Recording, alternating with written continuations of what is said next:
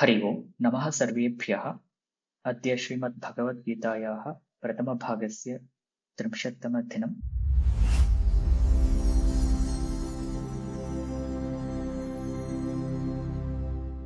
तत्र कर्मयोगस्य बीजं वयं दृष्टवन्तः।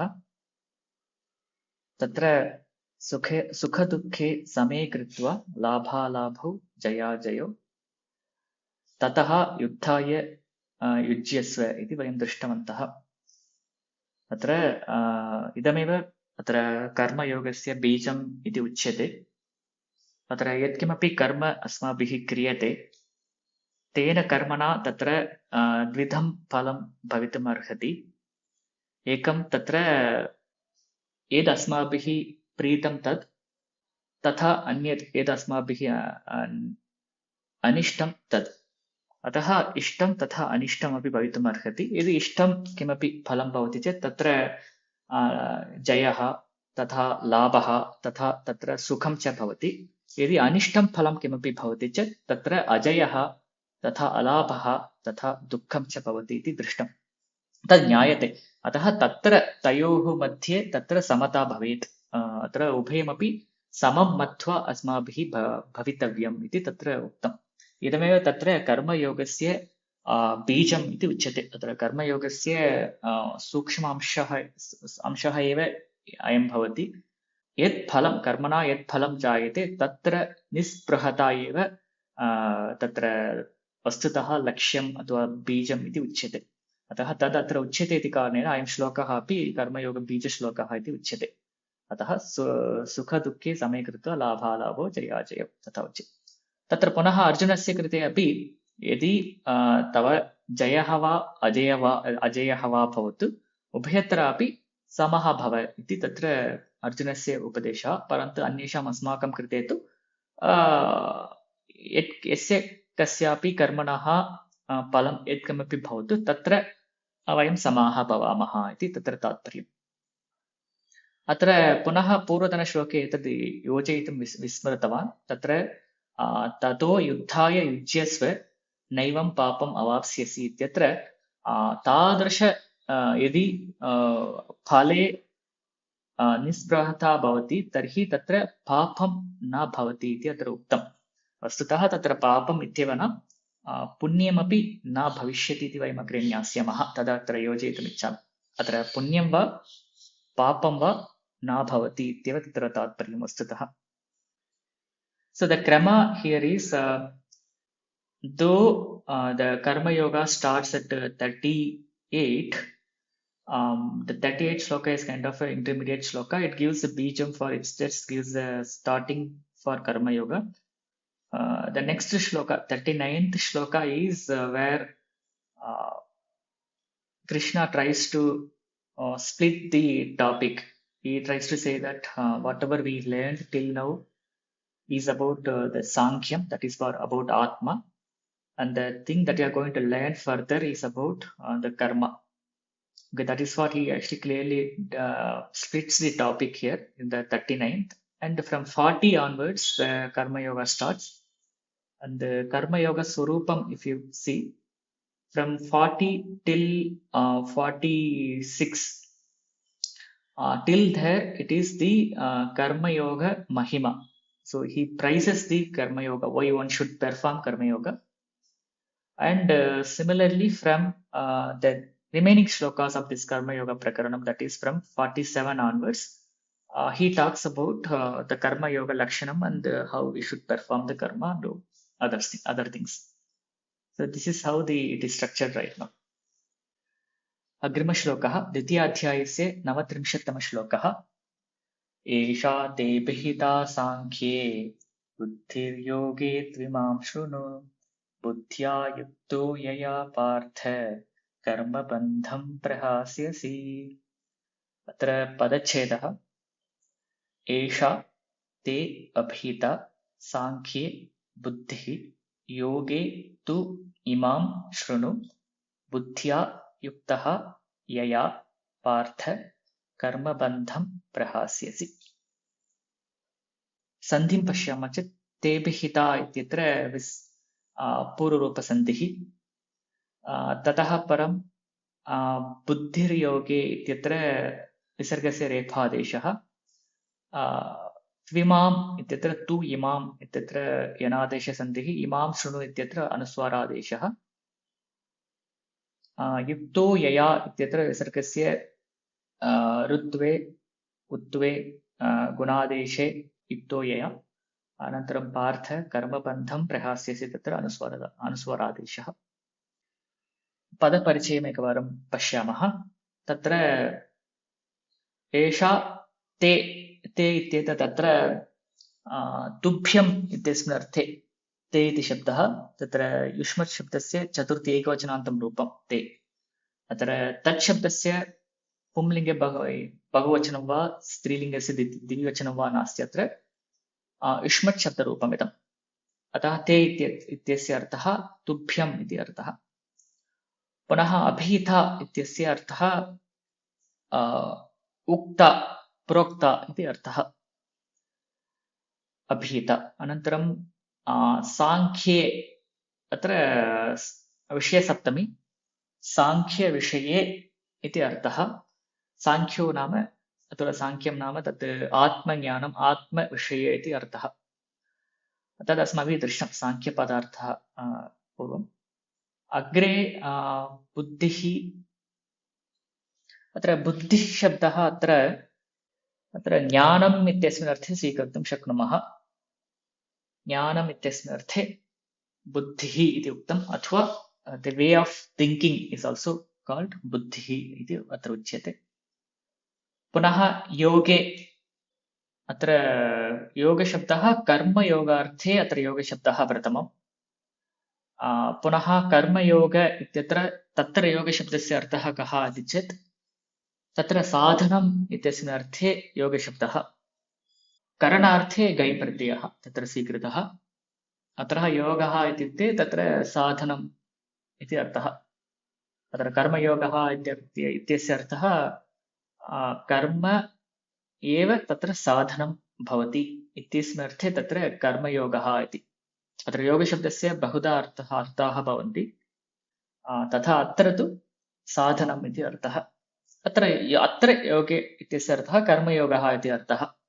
कर्मयोगे योगशब्दस्य अर्थः साधनम् इति अर्थः। अनन्तरम् इमाम् इत्येतत् पुनः एताम् इति अर्थः। एतां शृणु, लोट्लकार मध्यमपुरुषे एकवचनान्तं रूपं। पुनः बुद्ध्या युक्तः, अत्र बुद्ध्या अत्र ज्ञानेन इति अर्थः। अत्र बुद्धिशब्दस्य ज्ञानम् इति सरलतया स्वीकर्तुं शक्नुमः। युक्तः यया पार्थ इति सम्बोधनारूपं। पुनः कर्मबन्धं प्रहास्यसि, अत्र कर्मबन्धः इति प्रथमाविभक्ति। तत्र विग्रहवाक्यं कर्म एव बन्धः इति, कर्मबन्धः इति उच्यते। अत्र पुनः कर्मधारयसमासः। पुनः प्रहास्यसि इत्यस्य अर्थः त्यक्ष्यसि इति तत्र अर्थः। अत्र हा इति धातुः, तस्य त्यागार्थे हा धातुः, तथा अत्र प्रहास्यसि इत्युक्ते त्यागं करिष्यसि इति तत्र अर्थः। अस्तु, इदानीम् अग्रे अन्वयं पश्यामः। हे पार्थ, अत्र वाक्यद्वयम्। एषा बुद्धिः ते साङ्ख्ये अभिहिता। एषा बुद्धिः अभिहिता, एतत् ज्ञानं प्रोक्तं ते तुभ्यं साङ्ख्यविषये। अत्र एतत् ज्ञानं तुभ्यम् आत्मविषये प्रोक्तम्। अत्र पुनः योगे इमां शृणु, इमां नाम इमां बुद्धिं शृणु। अत्र इमां पुनः बुद्धिम् इति भवति तत्र। योगे कर्मयोगे तु इमां बुद्धिं शृणु इत्युक्ते कर्मयोगे इदं ज्ञानं शृणु अथवा प्राप्नुहि इति तत्र अर्थः। यया बुद्ध्या युक्तः कर्मबन्धं प्रहास्यसि। यदि तादृश ज्ञानेन युक्तः भवति चेत् त्वं कर्मबन्धं प्रहास्यसि। अर्थः अवगम्यते इति मन्ये। इत्युक्ते अहं कर्मयोगं प्रति अथवा कर्मयोगविषये अहं बुद्धिं वदामि। तया बुद्ध्या यदि युक्तः भवसि तर्हि कर्मबन्धं त्यक्ष्यसि त्वम् इति तत्र अर्थः अवगम्यते इति मन्ये। अस्तु, अयं सरलः अर्थः श्लोकस्य। तत्र अन्यः विषयः अस्ति अत्र प्रथमं यथा मया पूर्वम् उक्तम्, अनेन श्लोकेन तत्र शास्त्रविभागः क्रियते इति अस्माभिः ज्ञातव्यम्। अत्र एषा बुद्धिः ते साङ्ख्ये अभिहिता। इत्युक्ते एतावत्पर्यन्तं यद्यद् उक्तं तत्सर्वं साङ्ख्यविषये वर्तते इति तत्र तात्पर्यम्। अत्र एतावत्पर्यन्तं नाम तत्र वस्तुतः पूर्वभागः एव तत्र गृहीतव्यः, from 12 to 25. So that's actually the core essence of the Atma Yoga. So Esha Buddhi Sankhya Abhitam is talking about that initial 13 shlokas, 13-14 shlokas. And the remaining shlokas that we saw there, Anatma Drishtya, Punaha Adharma Drishtya, they are all the additional for that section, but the core part is only that initial shlokas. So he says, I already told the Atma Vishya to you. And again, so now itaha paramaham karma yoga vishye vakshyami tat shrunu tena shravanena tava karma bandhaha na bhavishyati iti atra uchyate. So if you see the overall krama, he initially says you don't need to worry, you should perform the action. So that is what the entire Tatparyam of till now. So now, assuming that Arjuna is convinced with that thought, I should fight now. So idanim, so how I should fight? So that is what actually told in the next section. So katham yuddham karaniyam maya. Yuddham nama atra karma. Katham maya karma karaniyam ityasya prashnasya uttarameva atra avasishta bhage bhavati asmin adhyaye. The remaining part says, first part says you should perform the duty, and second part says how you should perform the duty. That is the karma yoga. Okay, so yoge tu, the karma yoge tu imam shrunu, imam buddhim shrunu, yaya buddhya tvam karma bandham prahasyasi. So by following the karma yoga marga, you will not get any karma bandha. So इति उच्यते। अस्तु, इदानीं कर्मबन्धविषये किञ्चित् चिन्तनं कुर्मः। तत्र कर्मबन्धः इत्युक्ते यदि पुनः तदेव यदि यत्किमपि कर्म कुर्मः तेन दृष्टं वा अदृष्टं वा फलं भवति। यदि अदृष्टं फलं पुण्यं वा पापं वा भवति चेत् तस्य पुनः भोक्ता अपि सः कर्ता एव भवेत्। That we have seen earlier. So if you get any punyam or papam by performing some karma, that must be experienced by the same karta, and he becomes a bhokta of that karta, bhokta of that phalam that we have seen. So यदि भोक्ता भवितव्यः सः, तर्हि तेन पुनः एतादृशं शरीरं तेन पुनः स्वीकरणीयं भवति. So you should adopt again the same shariram and again enjoy or experience the punyam and papam, and again he might be performing some karma, and again that karma can produce some punyam or papam, and again you must experience that. So basically by performing the karma he gets bound to this samsara. The samsara here it means the mrityuhu janma, this cycle is what called as samsara. So samsare saha baddha bhavati kimartham karma karanena saha samsare baddha bhavati. अतः कर्म एव तत्र बन्धः तस्य वस्तुतः. यः यः कोऽपि भवतु सः यत्किमपि कर्म करोति चेत् तेन कर्मणः तस्य कर्मणः फलं तेनैव भोक्तव्यं भवति। पुनः तेन अन्यत् कर्म क्रियते, पुनः तस्मात् पुनः कर्मफलं जायते, तस्यापि भोक्ता स एव भवति, एवं तत्र पुनः पुनः भवति। अतः कर्मकरणेन सः बद्धः एव भवति संसारे। अतः अत्र प्रश्नः, अस्तु अहं युद्धं कर्तुं सिद्धः अस्मि, युद्धकरणेन तत्र कर्म एव मया क्रियते, तर्हि तत्रापि मया कर्मबन्धः अनुभूयते खलु, पुनः अहं संसारे एव भविष्यामि खलु इति प्रश्नः भवति चेत् तथा नास्ति। कर्मयोगमार्गेण यदि कर्म क्रियते तदानीं तत्र कर्मबन्धः न भवति इति अत्र उच्यते। कर्मबन्धः न भवति इत्युक्ते कर्मफलम् अनुभवितव्यं नास्ति इति तत्र तात्पर्यं। कर्मफलं किमर्थम् अनुभवितव्यं नास्ति इति पृच्छामश्चेत् तत्र कर्मफलमेव नास्ति। अत्र कर्मफलं किम्? अदृष्टकर्मफलं किं? पुण्यं वा पापं वा? तत् पुण्यं वा पापं वा कर्मयोगमार्गेण यदि कर्म क्रियते तत् पुण्यं वा पापं वा नैव भवति। अतः कर्मफल अभावे संसारः न भवति, अतः कर्मबन्धः अपि न भवति इति अत्र तात्पर्यम्. So by performing the karma in a karma yoga path, you will not get any karma bandha. That's the तात्पर्यम् अत्र.